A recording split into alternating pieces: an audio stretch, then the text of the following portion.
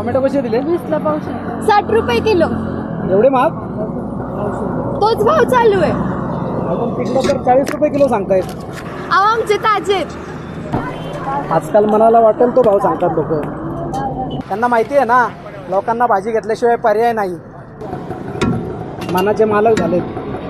दुसरं काय, त्यापेक्षा मार्केटला भाव बरा असतो. ओ इकडे या. आम्ही जमिनीवर बसतो, पण आम्हाला पण इज्जत आहे. तुमचा जसा घर संसार असेल ना, तसा आमचा पण आहे. तुम्ही जसं पोटा पाण्यासाठी राबता ना, तसं आम्ही पण राबतो, हे पिकवण्यासाठी. म्हणून एवढा भाव आहे त्याचा. मग वेगळं काय करता? तुमचं काम आहे ते केलंच पाहिजे. उपकार नाही करत आमच्यावरती शेती पिकवून तुम्ही. इकडे या, 1 मिनिट जरा इकडे या.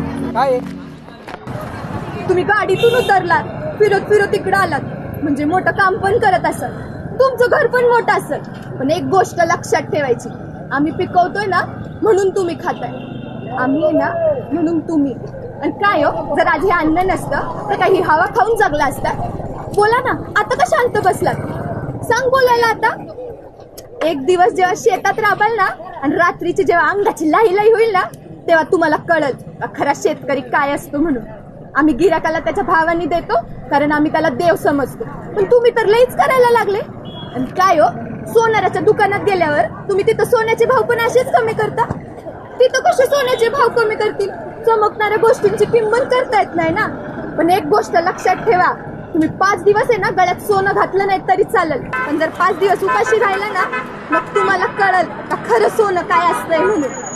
बरं ते पण जाऊ द्या. एवढं पावसा पाण्याचं आम्ही इथं बसलो.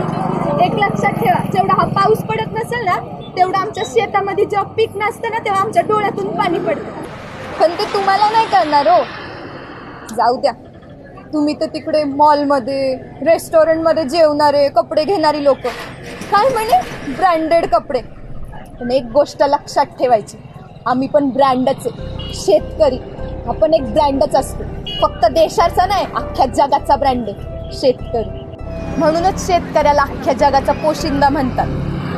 तुम्ही आमची किंमत नाही करू शकत ना, जाणीव तरी ठेवायची. जाऊ द्या, काय बोलायचं.